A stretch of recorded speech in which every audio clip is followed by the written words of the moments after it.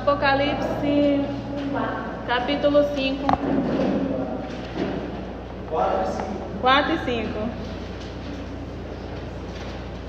No 4 vai começar sobre narrar sobre o trono dos céus.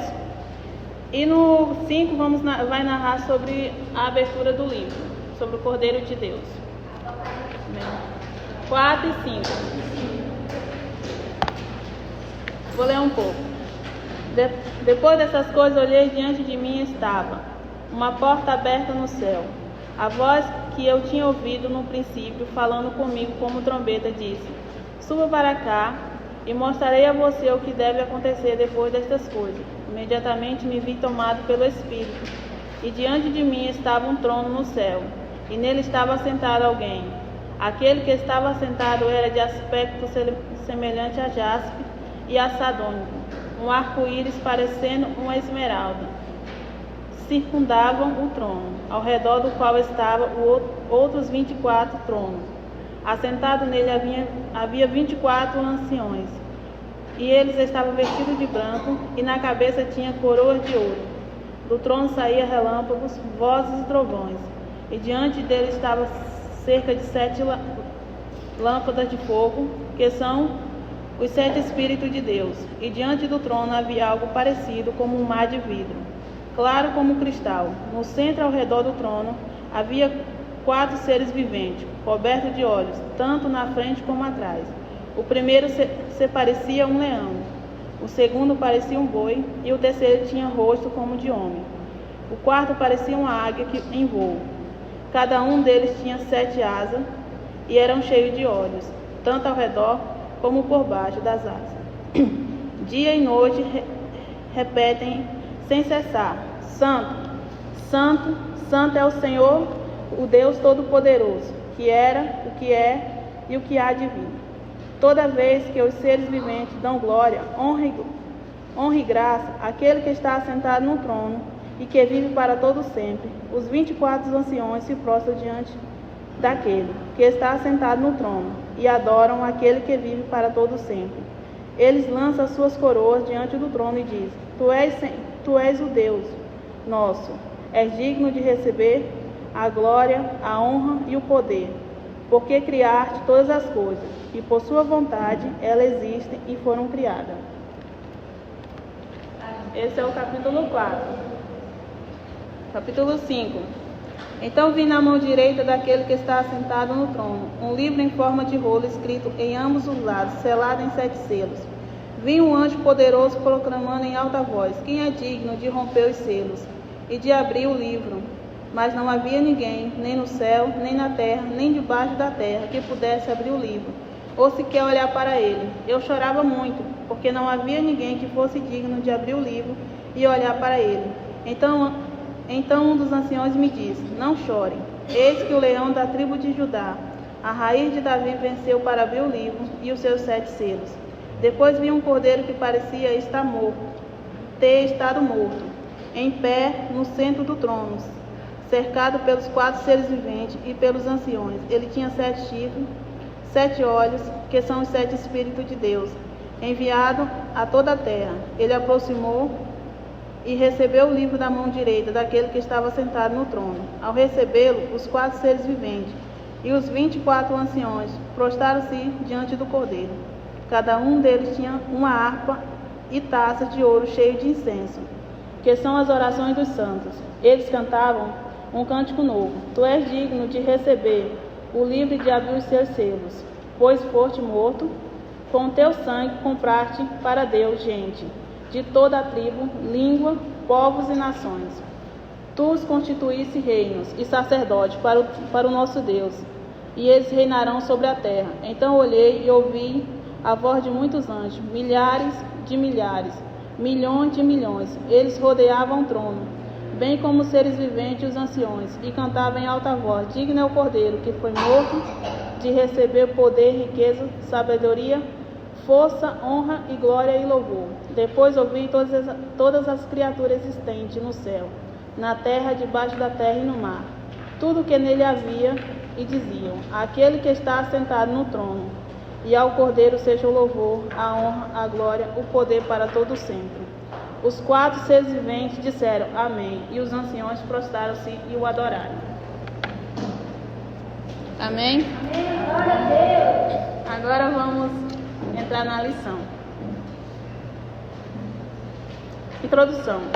Como é o céu? E o que vamos fazer lá? Creio que essa é uma pergunta que nos fazemos todos os dias. E com os passados tempos, quando convertemos, a ânsia pelo céu é maior, porque estamos no primeiro amor. Mas quando vai passando, as dificuldades vão vindo, o dia a dia vai sufocando e muitas das vezes vamos perdendo isso. Essa alegria pelo céu.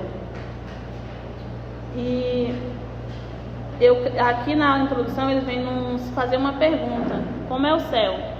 E o que vamos fazer lá? Será que já paramos para pensar e analisar o que realmente vamos fazer no céu? Porque às vezes nós temos um pensamento que vamos só para lá por ir, mas tem um objetivo, que é adorar aquele que é digno de toda a honra e toda a glória. A Bíblia vai relatar que em um minuto todo, tanto no 4 quanto no 5, o objetivo é exaltar aquele que está sentado no trono. É exaltar o Deus Todo-Poderoso, falar da magnitude, da grandeza de Deus. E muitas das vezes esquecemos ao Deus ao qual servimos, da grandeza do Deus ao qual estamos diante. Porque, infelizmente, irmão, perdemos isso. Às vezes não conhecemos um Deus ao qual nós servimos. Não temos dimensão do Deus. Não é que você vai conhecer Deus assim, saber quem ter uma plenitude de quem é Deus mesmo, mas temos que procurar conhecer o Deus a qual servimos, porque muitas das vezes o mundo faz isso. O mundo, ele procura conhecer o Deus deles, né? Os deuses, os vários deuses, estuda, entra profundo e eles têm a certeza, e muitas das vezes nós nem temos a certeza do Deus a qual nós servimos. Esta pergunta é frequente entre os cristãos, e não é para menos, uma vez que nossa pátria é celestial, e aguardamos com santa ansiedade o dia em que iremos para lá. De fato, esta esperança deveria estar sempre viva em nossos corações, de maneira que não nos prendêssemos tanto nas coisas desta terra. Aqui é um fato, né, que sonhos, queremos construir, ter família, ter uma boa faculdade, ter um bom emprego, isso não é abominação. Temos que correr atrás de melhoria, sim, mas essas coisas não devem ofuscar a esperança que há em nós de buscar, de um dia nos encontrarmos com Deus, de estar presente diariamente na presença dele. Este capítulo de Apocalipse são como uma pequena fresta na janela, pela qual podemos vislumbrar alguma coisa da espetacular glória e beleza do que nos espera. Ali, a linguagem é particularmente simbólica, e é difícil tomar esse nome Senhor da glória, com maneiras descritas nesta página, como literais, e algum senso hermenêutico nos levará a entender que João está tendo uma visão registrada em palavras humanas naquilo que viu.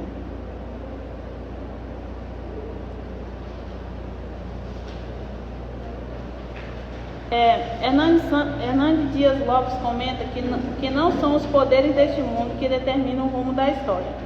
Não são os filósofos nem os furológicos. A história começa com Deus, está na mão de Deus e terminará sob o comando de Deus. A Bíblia fala que no princípio Deus iniciou o projeto, ele está no meio e está no fim. Começou com ele, está nele e terminará com ele.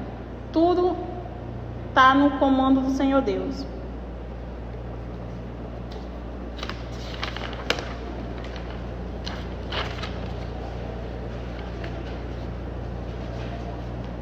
Depois dessas coisas, isto é, depois de ter recebido o teor das cartas à igreja da Ásia, João tem uma visão do céu. É evidente que na perspectiva de Deus as coisas não seguem uma cronologia. Uma vez que o Eterno não está sujeito ao tempo, para o eu sou, a vida é um constante presente. Para Deus, não há passado, futuro. Ele não vê a história com a mesma perspectiva do homem. Mas para nós, mortais, é preciso que haja uma separação, por etapa, a fim de que possamos compreender, mesmo que palidamente, o que está acontecendo. A visão de Deus das coisas é muito diferente da nossa, né? Nós precisamos de ter um controle assim de tempo, né? Sabermos no interior eles sabem quando é tempo bom para plantar, quando é tempo de chuva, né? Quando está chovendo muito, o solo está mais bom para plantar. E tem um controle para plantação, para criação, para tudo. Mas Deus é diferente. Deus ele não vê tempo, horas como nós. Mas ele faz isso para que a gente possa entender e andarmos na direção. Simão Kitemark também observa que a mão direita simboliza poder e autoridade. E o fato do rolo estar escrito por dentro e por fora mostra a completude da mensagem. Ele estava totalmente selado, indicando que ninguém por si mesmo poderia revelar ou executá-la. Isso aqui já está entrando no capítulo 5, sobre a abertura do selo. Vamos chegar lá. Desculpe, irmão, estou um pouco nervosa, mas vai dar certo. Parte B. Alguns comentaristas veem na expressão suba para cá uma menção ao arrebatamento pré-tribulacionista. É mais adequado, no entanto, entender essa expressão apenas como convite feito a João para ser transportado em uma visão até o céu. Ele viu uma porta aberta no céu, porque Deus quer mostrar ao seu servo o que em breve há de acontecer.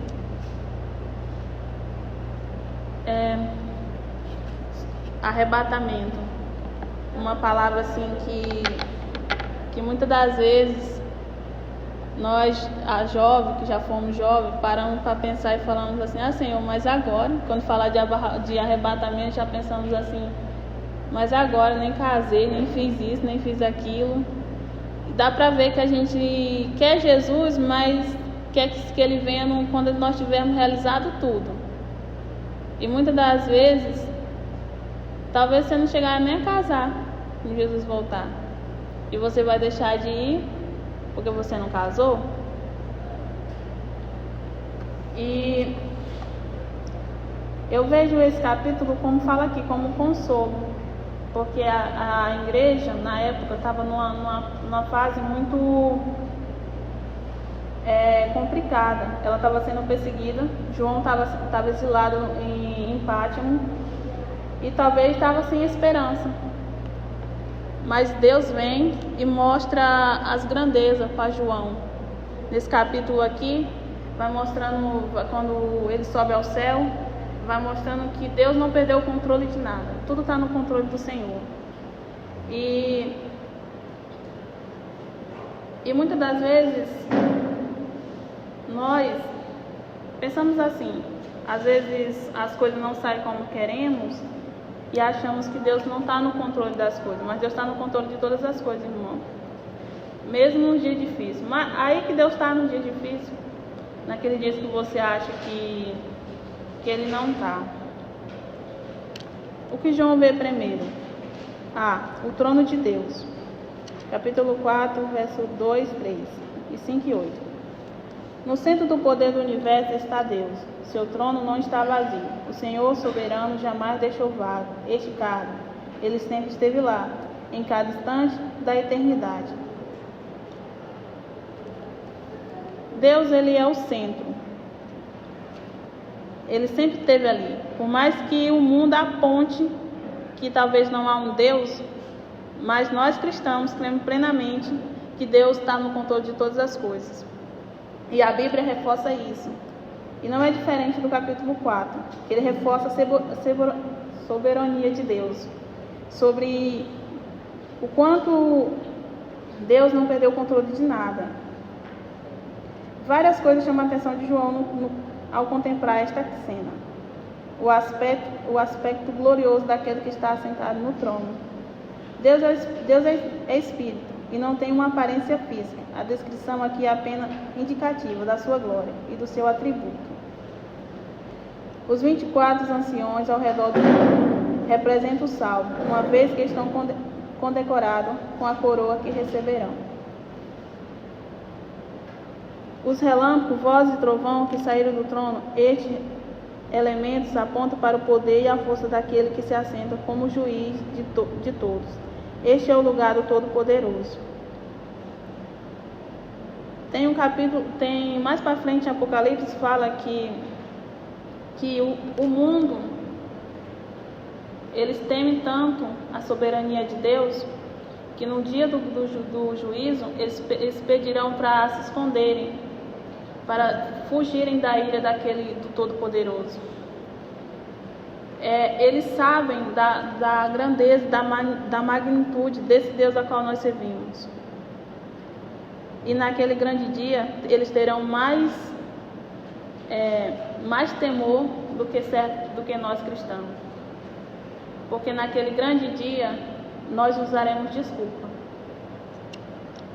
Ah, Senhor, mas eu não fiz isso porque meu tempo estava corrido, eu tinha isso, eu tinha aquilo, eu tinha isso. Igual Marta. Marta, quando ela está ali perante Jesus, Maria corre aos pés de Jesus. Marta, ela se envolveu nos afazeres dela e certamente fazemos isso muito no dia a dia. Igual a irmã pregou ontem, não tiramos tempo para Deus e usaremos isso no grande dia como desculpa por não termos feito a obra.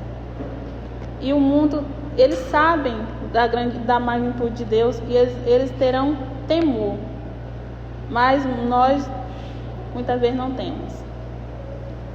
Muitas vezes sabemos da grandeza do Senhor e perdemos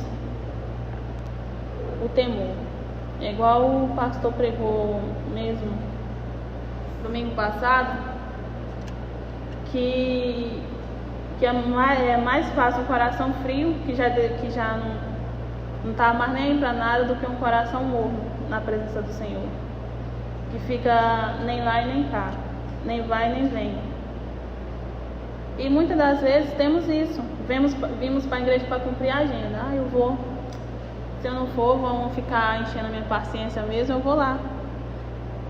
Mas se for assim, não vem, irmão, porque você não está agradando o principal, que é Deus. Você não tem que vir para a igreja não no objetivo de agradar a pastora, não. Você tem que vir porque você me adorar o Todo-Poderoso. E aqui é um preparativo daquilo que vamos viver no céu. Se não conseguimos passar minutos com Deus aqui, o que vamos fazer no céu?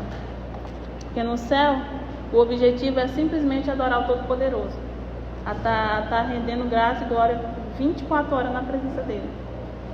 Então, se você não consegue passar minutos com Deus aqui na terra, é em vão, né, a sua caminhada. O que você vai fazer no céu?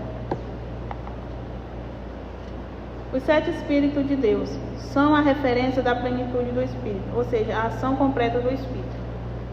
O mar de vidro, claro como um cristal, indica tranquilidade e paz neste lugar. Não há outro lugar onde este mar apareça a não ser no céu. Lá em Coríntios, capítulo 2, verso 9, vai falar que aquilo que os olhos não viram, ouvido não ouviu e nem chegou ao coração dos homens são as coisas que Deus tem preparado para aquele que os ama. Muitas das vezes a gente pega esse versículo e leva para outro lado, mas eu creio que o autor está indicando para o céu. Aí quando você chega lá em Apocalipse, ele vai descrever a Nova Jerusalém de uma beleza tão indescritível. E Deus tem coisas tão grandiosas para nós. E a tranquilidade, a paz de espírito. A Bíblia fala que quando chegar lá não haverá choro, não haverá essas preocupações que nós temos aqui.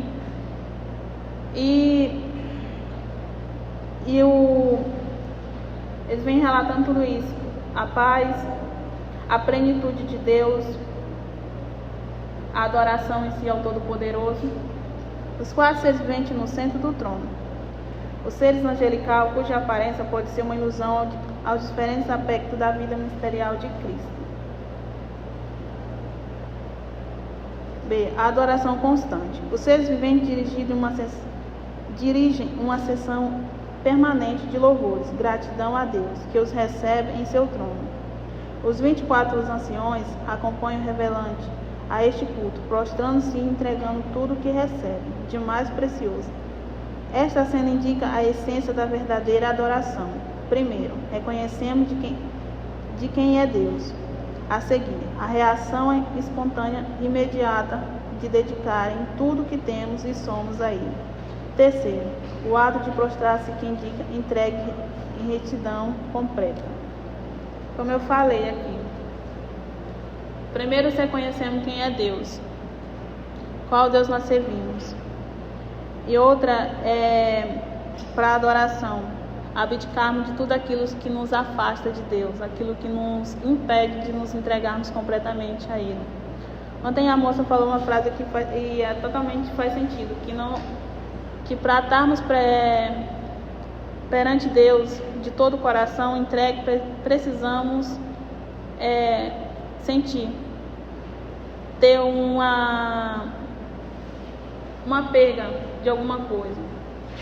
Tem que doer na carne para entregarmos, estarmos entregue totalmente na presença de Deus. Nos rendemos completamente na presença de Deus. Agora eu vou entrar no capítulo 5.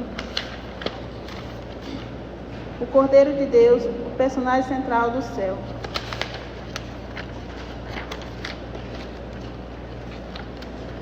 O livro selado, contendo o programa do juiz, que cairão sobre a terra e seus habitantes, está na mão do Senhor.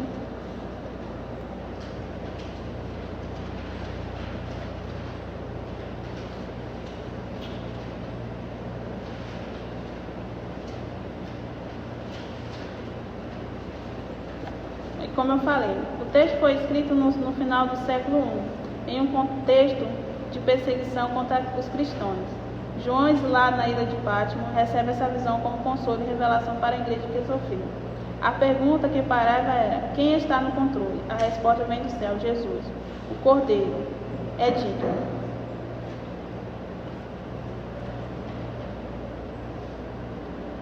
Então vi a mão direita daquele que está assentado no trono, um livro em forma de rolo, escrito em ambos os lados, selado com 7 selos. Este livro não poderia ser aberto por qualquer criatura. Um anjo proclama em alta voz: quem é digno de romper os selos e de abrir o livro? Mas a resposta é desoladora. Não havia ninguém no céu, na terra, nem debaixo da terra que pudesse abrir o livro ou sequer olhar para ele. Então João chora muito. Eu chorava muito. O pranto não era simples, comoção, mas um grito pela ausência da esperança. Se o livro ficasse selado, a história não teria redenção.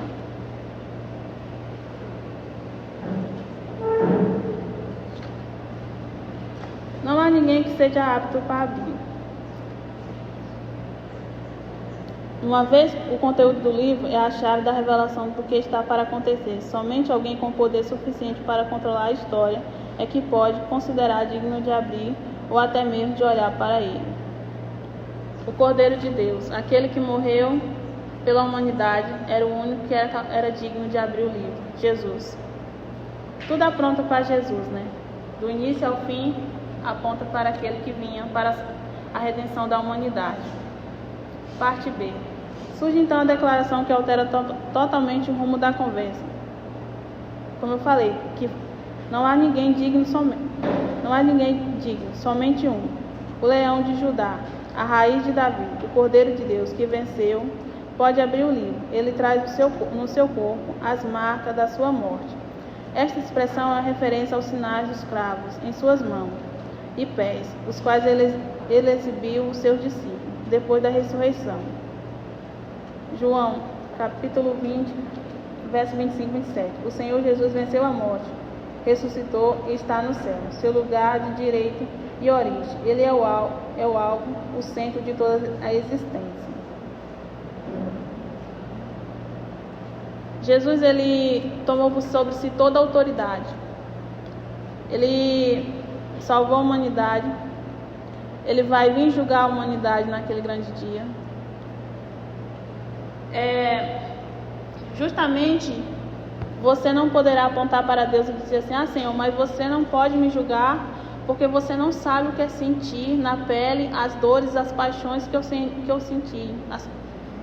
Mas Jesus, ele vai estar apto para nos julgar, principalmente por isso. Porque ele sabe o que é sentir todas as paixões, essas dores, tudo. Porque ele veio como homem e ele teve na direção de Deus, passou por todos isso que nós passamos. E naquele grande dia é ele que vai julgar a humanidade. Para você não ter a desculpa de dizer: Senhor, mas Deus, você não pode me julgar porque você não sabe o que é que eu passei. E Jesus vai dizer: eu sei. E você poderia ter negado, mas você decidiu que queria cumprir os seus prazeres. Quando o cordeiro toma o livro nas mãos, há uma reação imediata de todos que assistem à cena. Eles irrompem um louvor e adoração, proferindo palavras de exaltação, que ecoarão pelo século dos séculos. É o cântico de gratidão, da gratidão pela salvação eterna, pela universalidade de redenção, pela grandeza do Salvador e pelo privilégio de fazer parte de tudo isso. É grandioso, irmão.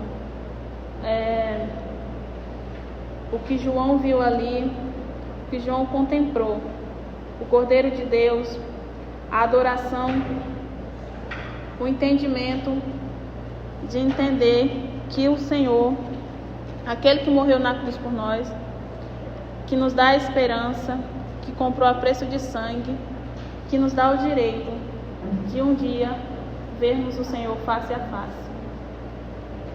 Uma desculpa, eu falo rápido. Hernandes Lopes escreve que a crise de João é a crise da importância de todos nós, da impotência de todos nós, a incapacidade de compreender ou resolver o dilema da vida. Ele chorava porque via a história à deriva. A Bíblia vai relatar que João chorava muito porque não havia um digno de abrir o selo naquele momento.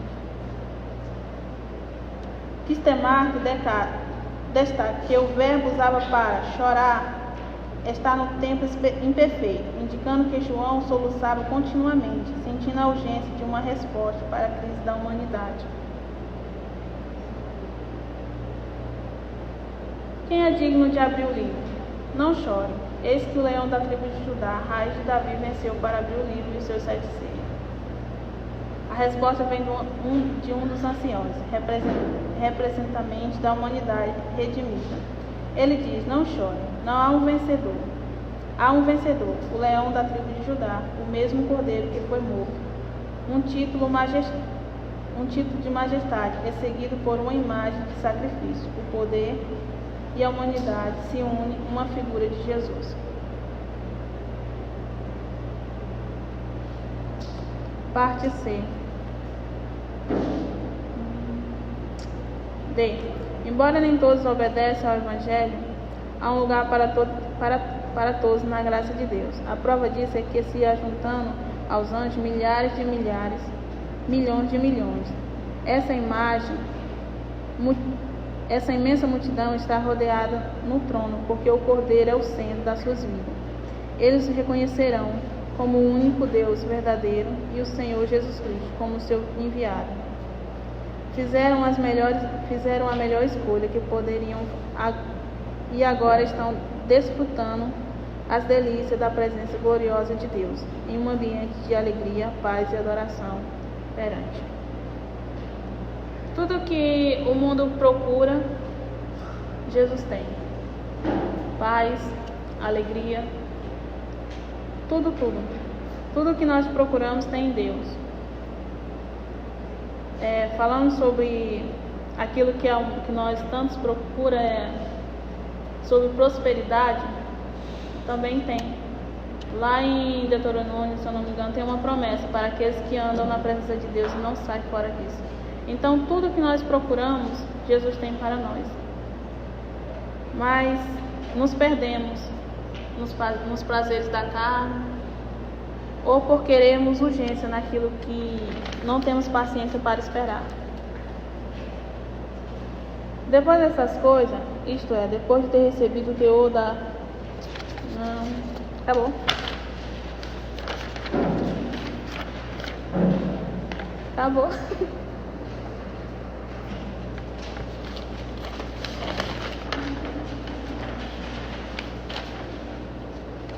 Lição do dia. O Senhor é o nosso Deus e o único soberano. Ele continua sobre o trono eterno e nada pode abalar sua posição e controle. Nada lhe escapa, nada lhe atinge, nada lhe ameaça. Podemos destacar no fato de que estamos seguros por fazermos parte de um reino inabalável, céu e um lindo lugar, cheio de graça sem par. Meu Jesus foi avistado, pois o céu é um lindo lugar. Eu quero ir lá. Amém? Amém. Glória a Deus. Perdão, irmão, é que